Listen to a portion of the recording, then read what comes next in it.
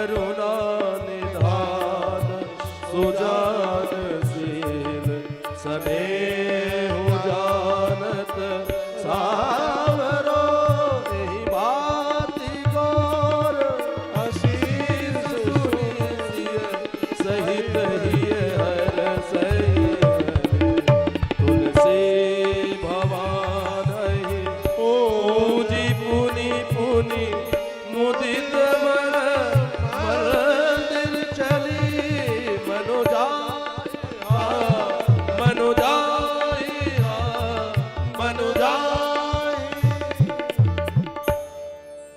मन जाहि राचहु मिलहि शोभर सहज सुंदर सावर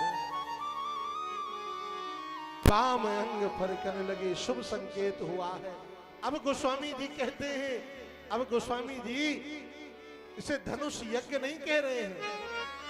अब गोस्वामी जी की लेखनी क्या कह रही है, अब यह यज्ञ नहीं रह गया, अब क्या हो गया भाई, सिय स्वयंवर देखहि जाय। अब ये स्वयंवर हो गया, जहां कन्या स्वयंवर का छेंगे स्वयंवर। अब ये सिय स्वयंवर देखहि जाय। समय समीप आया, महाराज जनक की जो प्रतिज्ञा है, 10,000 राजा देश देशांतर के बड़े बड़े महाभट बलवानी राजा था, एकत्रित हुए धनुष यज्ञ में।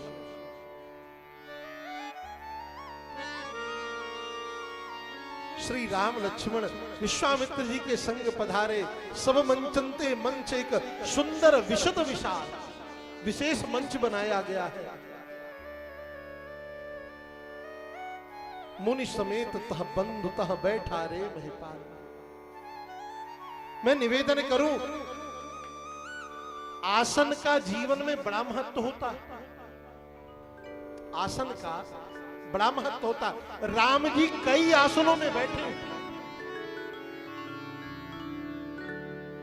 विद्यार्थी जीवन में विद्यार्थी के आसन में, आगे बढ़े तो मिथिला में बरासन में, फिर आगे जाएंगे तो कुश आसन में, गिद्धराज निषाद राजगुह के यहां कुश साथरी में बैठेंगे, कुश आसन में।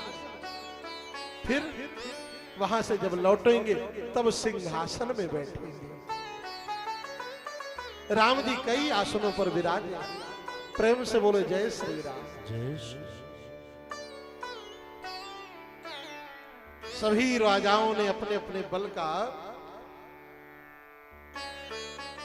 अनुमोदन किया। सबने महाराज, अब जल्दी जल्दी कह रहे हैं, सभी राजाओं ने अपने अपने बल का अनुमान लगाया। सभी राजा जो भटमानी राजा थे, गोस्वामी जी कहते हैं उठते और उठ करके जाते धनुष को तोड़ने। अच्छा, जब राजा लोग धनुष को तोड़ने जाते तो इन राजाओं के जो इष्ट देवता थे वो बेचारे प्रतीक्षा में थे कि अब हमारे कुल का राजा उठेगा, अब हमको प्रणाम करेगा। पर बाबा कहते हैं वह राजा उठता ना तो प्रणाम करता, सीधे अकुला करके जाता धनुष तोड़ने के लिए। धनुष तिल मात्र भी किसी राजा से नहीं हिला। तब 10,000 राजाओं ने एक साथ संगोष्ठी बनाई, बोले सब मिलके तोड़ते हैं। गोस्वामी जी कहते भूप सहस 10 एक ही 12, 10,000 राजा एक साथ धनुष को तोड़ने के लिए आगे बढ़े। अच्छा, ये 10,000 लोग क्यों आगे बढ़े? क्या 10,000 लोगों से विवाह होगा यदि धनुष टूट जाएगा?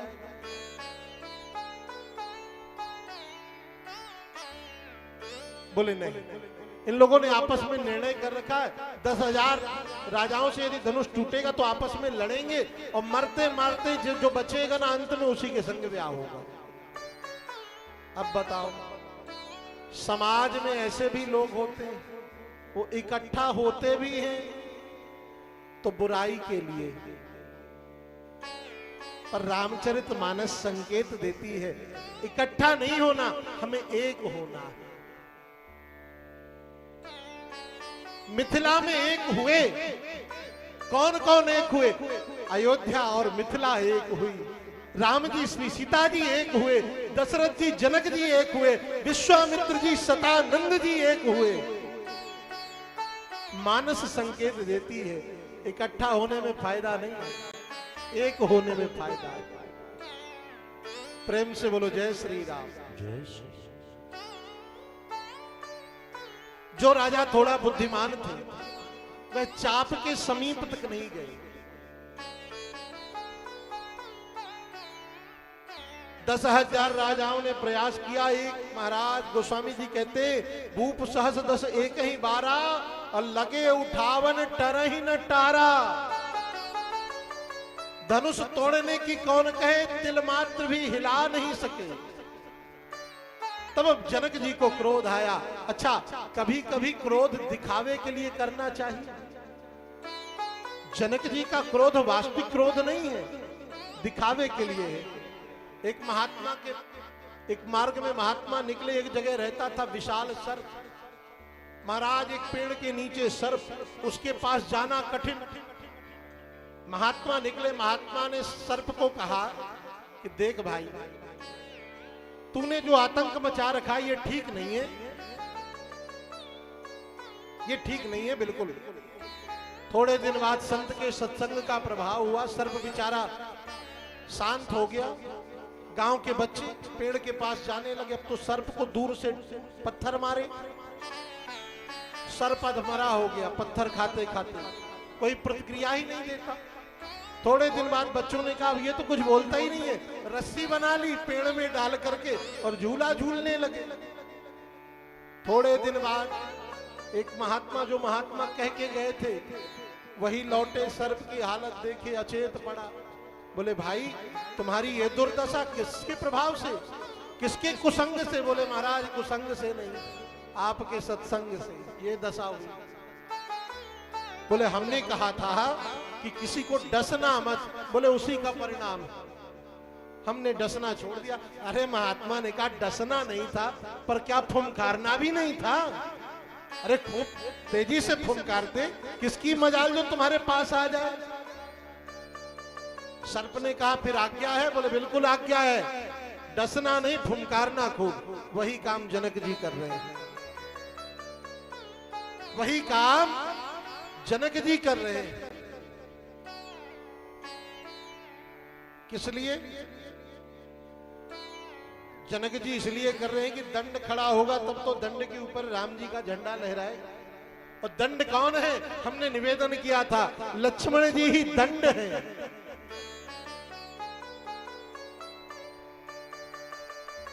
जनक जी ने क्रोध पूर्वक बनावटी क्रोध किया और क्या कहा कि अब जन को माखे भटमानी, वीर विहीन मही में जानी। अब कोई भी अपने आप को वीर ना कहे, योद्धा ना कहे। क्यों? क्योंकि मैंने देख लिया अब इस पृथ्वी में वीर नहीं रह गए। वीर विहीन मही में जानी। लक्ष्मण जी को सुना करके ये बात कह रहे हैं। लक्ष्मण जी को क्रोध आना प्रारंभ हुआ। जनक जी ने कहा सभी राजा अपने अपने घर को चले जाएं। यदि मुझे पता होता कि अब राजाओं में बल नहीं रह गया है तो मैं ऐसा संकल्प ही नहीं लेता। जब ऐसी अनुचित वाणी कही तो लक्ष्मण जी को क्रोध आया और बाबा कहते हैं कि लखन सकोप बचन जब बोले, लखन सकोप बचन जब बोले, टगमगानी मही देखन बोले, डगमगाही मही देखन बोले। लक्ष्मण जी ने क्रोध किया और क्रोध करके जब लक्ष्मण जी को क्रोध आया तो मही दिग्गज डोले। पृथ्वी के बड़े बड़े योद्धा कांप गए। महाराज जब बड़े बड़े योद्धा कांप गए तो लक्ष्मण जी ने क्या कहा? राम जी के चरणों में अपना हस्त कमल रखते हुए कहा, जो तुम्हारा अनुशासन पाऊं तो कंडुक एवं ब्रह्मांड उठाऊं। ये सड़ा धनुष कहां लगता है? इस संपूर्ण ब्रह्मांड को ही गेंद के समान उछाल दूं, कच्चे घड़े के समान तोड़ डालूं, यदि आपकी आज्ञा हो। राम जी ने कहा, शांत शांत। जनक जी प्रसन्न। जनक जी क्यों प्रसन्न? बोले, डंडा खड़ा हो गया है, अब झंडा तो अपने आप खड़ा हो जाएगा। राम जी ने कहा, लक्ष्मण शांत बैठो। उसी समय विश्वामित्र विश्वामित्र समय शुभ जान। विश्वामित्र समय शुभ जाना। विश्वामित्र समय शुभ जानी, बोले अति स्नेह में बानी। विश्वामित्र जी ने समय को शुभ जाना। और ध्यान देना, विश्वामित्र जी कौन है? विश्वामित्र जी हैं गुरु। और शिष्य का कल्याण कब है, इस समय का बोध यदि संसार में किसी को है तो गुरुदेव को है। इसलिए गुरुदेव ने आज्ञा दी कि उठहु राम भंजहु भव चापा, और मेटहु तात जनक परितापा। उठहु राम भंजहु सर चापा। उठहु राम उठहु राम भंजहु भव चापा। उठहु राम भंजहु सर चापा। मेटहु तात जनक परितापा। मेटहु तात जनक परितापा। राम उठो और जाकर के महाराज जनक के ताप का हरण करो। राम जी उठे, विश्वामित्र चरण सिर नाम। विश्वामित्र की जी के चरणों में प्रणाम किया और चले हैं राम जी। अच्छा, राम जी के चलने में भी विशेषता है मनीष भैया। कैसे चल रहे हैं राम? अभी तक जो राजा चल रहे थे वो अकुला करके चल रहे थे, पर राम तो राम है कि सहज ही चले सकल जग स्वामी। मनहु मतवर कुंजर गामी। सहज ही चले, जैसे कोई मतवाला हाथी अपनी मस्ती भरी चाल में चलता है। अच्छा, जब हाथी चलता है तो कुत्ते भौंकते हैं, भौंकते हैं कि नहीं भौंकते?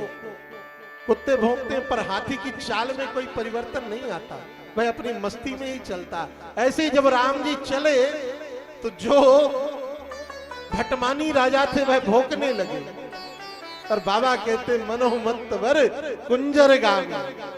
राम जी चले। अच्छा, जब राम जी धनुष के पास पहुंचे, जब धनुष के पास राम जी पहुंचे, मां सुनैना सखी से कहती है, दासी से, दासी क्या बुद्धि हो गई है महाराज? बड़े बड़े योद्धा, बड़े बड़े राजा महाराजा धनुष को तिल मात्र भी हिला नहीं सके, और ये नन्हे से राजकुमार धनुष तोड़ेंगे। दासी ने कहा, महारानी जू, ये आपका भ्रम है। अरे, इतने विशाल हाथी को एक खीली की नोक से अंकुश में लाता है महावत। एक छोटी सी चींटी हाथी को मतवाला बना देती। दूध को बिगाड़ने के लिए एक बूंद नींबू की पर्याप्त है। तो जिसे आप छोटा समझ रही हैं वो कोई छोटे नहीं है। श्री जानकी जी के नेत्रों की ओर राम जी ने देखा, जानकी जी ने राम जी की ओर देखा, मन ही मन भगवान गणेश से प्रार्थना करी। जानकी जी ने, मां कृपा करना, हे विघ्न विनाशक, आपको वजन को नियंत्रण करने का बड़ा अनुभव है, आप वजन को नियंत्रण करना जानते हैं। अरे खुद इतने विशाल हो करके और चूहे की सवारी करते हैं, मूषक की सवारी करते हैं, वजन को नियंत्रित करना कोई आपसे सीखे। इसलिए भगवान इस धनुष के वजन को भी नियंत्रित करो, क्योंकि राम जी कोमल है। उसी समय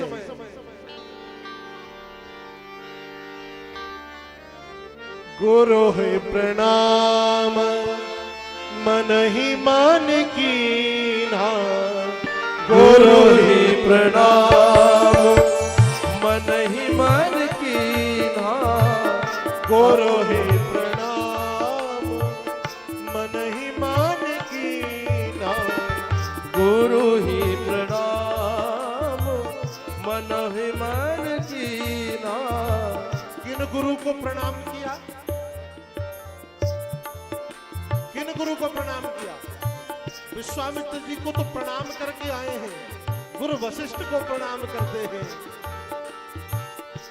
गुरु ही प्रणाम मन ही मन कीन्हा, गुरु ही प्रणाम मन ही मन कीन्हा, अति लाघव अति लाघव उठाई धनु लीन्हा, अति लाघव उठाई धनु लीन्हा। लेत चढ़ावत खैचत गाढ़े, लेत चढ़ावत खैचत गाढ़े, लेत चढ़ावत खैचत गाढ़े, देख चढ़ावत खैचत गाढ़े। काहू न लखा देख सब ठाड़े, काहू न लगा देख सब ठाड़े, काहू न लखा देख सब ठाड़े, काहू न लगा देख सब ठाड़े। कहीं क्षण मध्य राम धनु तोरा, कहीं क्षण राम मध्य धनु चोरा, कहीं क्षण मध्य राम धनु तोरा। कहीं क्षण राम मध्य धनु तोरा। जय हो जय हो जय हो। बरे श्री राम जी ने धनुष का भंजन कर दिया। जय हो। श्री राम जी की जय हो। तही क्षण मध्य राम धनु तोड़ा, लेत चढ़ावत खैंचत गाड़े, काहू न लखा देख सब ठाड़े। कोई जान नहीं पाया, राम जी ने धनुष को उठाया और धनुष को दो भागों में विभाजित कर दिया। प्रभु दो चाप खंड मही डारे, धनुष को तोड़ दिया राम जी ने। जब धनुष टूटा तो सब प्रसन्न, पर कोई धनुष के पास गया, जाकर के पूछा, भाई आज तो तुम टूट गए। बहुत सुंदर प्रसंग है, 2 मिनट का, बड़ा प्यारा भाव है। धनुष से किसी ने पूछा कि तुम तो टूट गए, तुम्हें तो कष्ट हुआ होगा। धनुष ने कहा, ना, हमें भी प्रसन्नता है। किस बात की? धनुष ने कहा, जब तक हम जुड़े थे तो लोगों को तोड़ते थे, हम पर बाण चलते थे, लोग टूटते थे। आज हम टूटे हैं तो कई लोगों को जोड़कर टूटे हैं, इस बात की प्रसन्नता है। अच्छा, किसे किसे जोड़ा? राम जी को सीता जी से, जनक जी को दशरथ जी से, अयोध्या को मिथिला से, इतने को जोड़ दिया तो अब हमें अपने टूटने का गम नहीं। अच्छा, धनुष ने दूसरा भाव भी कहा। धनुष ने कहा, देखो अभी तक हम एक थे तो एक के चरणों में रहते थे, अब हमारे एक दो हो गए हैं। अभी तक हम सीता जी के थे, अब हमारी सीता जी भी राम जी की हो गई है, तो राम सीता हो गए हैं, इसलिए अब हम भी 2 भाग में हो गए। प्रभु दो चाप खंड मही डाले। हम निवेदन करें, धनुष टूटा पर रस्सी नहीं टूटी, रस्सी नहीं टूटी। ये धनुष क्या है? कहे धनुष अभिमान का प्रतीक है। जीवन में अभिमान टूटना चाहिए, पर जो भगवान से संबंध की डोर है ना, भगवान से संबंध की रस्सी, वह जीवन में कभी नहीं टूटनी चाहिए। अभिमान टूटे पर भक्त की भक्ति की रस्सी कभी ना टूटे। बहुत बहुत सुंदर प्रसंग है, ये तो वेदांतियों का विषय है, समय का अभाव है, नहीं चर्चा बहुत की जा सकती है। धनुष टूटा, किशोरी जी आई, सखियां गा रही हैं, अरे झुक जइयो तनक रघुवीर, लली मोरी छोटी सी, झुक जइयो तनिक रघुवीर, लली मोरी छोटी सी, झुक जइयो तनिक रघुवीर, लली मोरी छोटी सी, झुक जइयो तनिक रघुवीर, लली मोरी छोटी सी।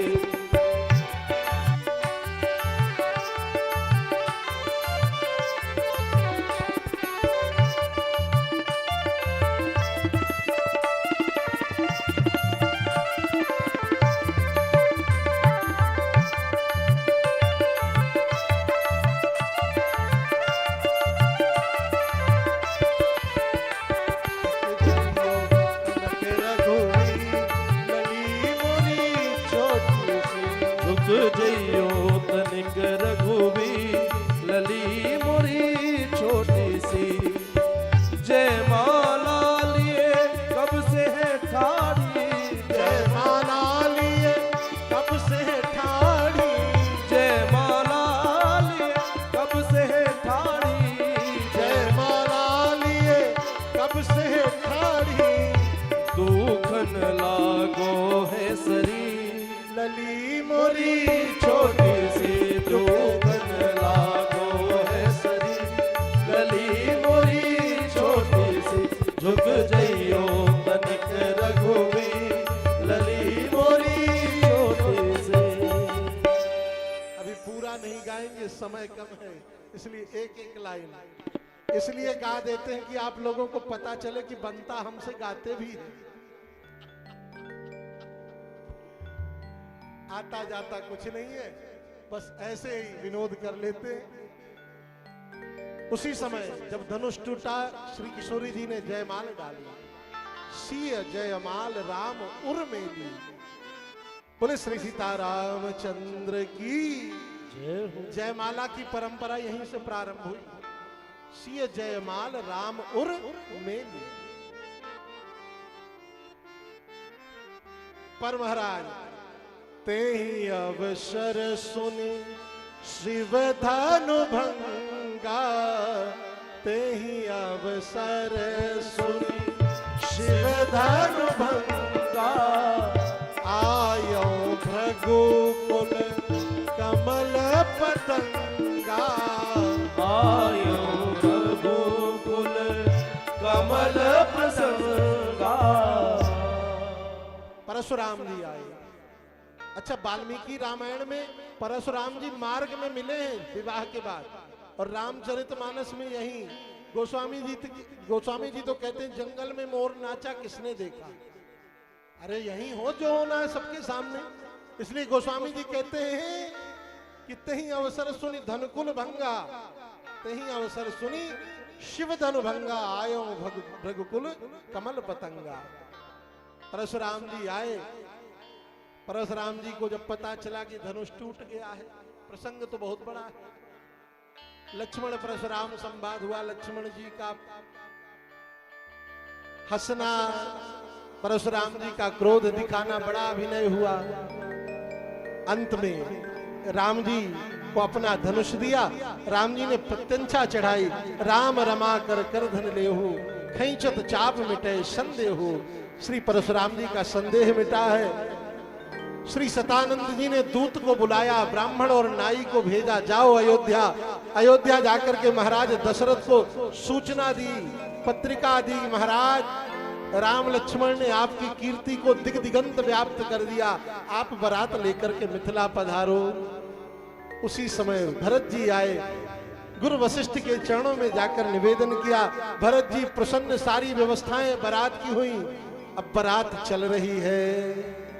अच्छा, बारात कौन कौन चलेगा? बरमय क्षत्रिय बरमय क्षत्रिय कल्याण समिति तो चलेगी ही चलेगी। और कौन चलेगा? हाथ उठा के बताओ जरा।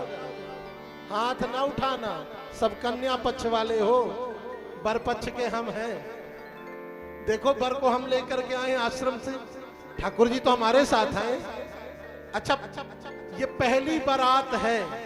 राम जी का विवाह एक ऐसा विवाह जिसने दूल्हे ने ही प्रोग्राम पूरा बनाया। भाई, दूल्हा पहले पहुंच गया और दूल्हे ने ही धनुष तोड़ा तो प्रोग्राम बना बारात का, और धनुष ना तोड़ते तो प्रोग्राम ना बनता। अब बारात चल रही है, और कैसी बारात चल रही है? अरे राम जी की अजब बारात अवध से मिथिला चली। राम जी की अजब बारात अवध से मिथिला चली। राम जी की अजब बारात अवध से मिथिला चली। राम जी की अजब बारात अवध से मिथिला चली। मिथिला चली, हाँ मिथिला चली। मिथिला चली, हाँ मिथिला चली। राम जी की अजब बारात अवध से मिथिला चली। राम जी की अजब बारात अवध से मिथिला चली। अब बारात चली तो जो मार्ग में बारात को देखने वाले लोग होते हैं, उन्होंने कहा, वाह, बड़ी प्यारी बारात, बड़ी प्यारी बारात। दूल्हा कहाँ है? बारातियों ने आकर के महाराज दशरथ से कहा, और सब तो ठीक है, और दूल्हा नहीं है तो बेइज्जती हो रही है। दूल्हा नहीं है तो बेइज्जती हो रही है। क्या बेइज्जती हो रही है? बोले, बारात तो है पर दूल्हा नहीं है, लोग पूछते हैं तो क्या बताएं? राम जी की अजब बारात अवध से मिथिला चली। राम जी की अजब बारात अवध से मिथिला चली। इतने बाराती किंतु न लेकिन, इतने बाराती किंतु किसी को, इतने बाराती किंतु न लेकिन, इतने बाराती किंतु न लेकिन, नहीं है दुल्हा साथ अवध से मिथिला चली। नहीं है दुल्हा साथ अवध से मिथिला चली। राम जी की अजब बारात अवध से मिथिला चली। राम जी की अजब बारात अवध से मिथिला चली। तो जब गुरु जी से कहा गया कि अब दूल्हा कहां से, तो कहे, भरत को दूल्हा बना दो। भरत राम ही की अनुहारी। अब जब दूल्हा बन गए भरत जी, तो अब बाराती कहते बिना पूछे, दूल्हा बताएं कहां? वो देखो दूल्हा।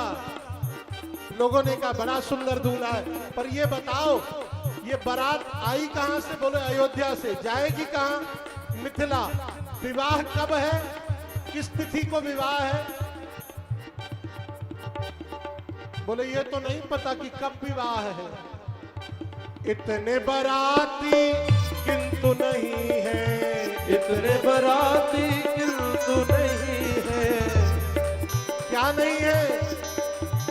विवाह तिथि किसी को ज्ञात नहीं। विवाह तिथि ज्ञात अवध से मिथिला चली। राम जी की अजब बारात अवध से मिथिला चली। राम जी की अजब बारात अवध से मिथिला चली। अब बारात पहुंच गई है। अब बाराती जनवासे को जाए, जिनको जाना है वो जाएंगे, और बस 5 मिनट में आरती करेंगे ठाकुर जी की। 5 मिनट में ठाकुर जी की आरती करके जाओ। सुंदर बारात पहुंची, विवाह की तिथि आई राम जी के विवाह की। 5 मिनट और बैठो। अगहन शुक्ल पंचमी को सुंदर सीताराम विवाह हो रहा है। श्री सीताराम विवाह की तिथि अगहन शुक्ल पक्ष पंचमी। मंडप के नीचे चारों भैया बैठे, चारों राजकुमारियां बैठी, राम भरत लक्ष्मण शत्रुघ्न और श्री सीता जी, उर्मिला जी, मांडवी जी, श्रुत कीर्ति जी और सुंदर विवाह हो रहा है। गोस्वामी जी कहते हैं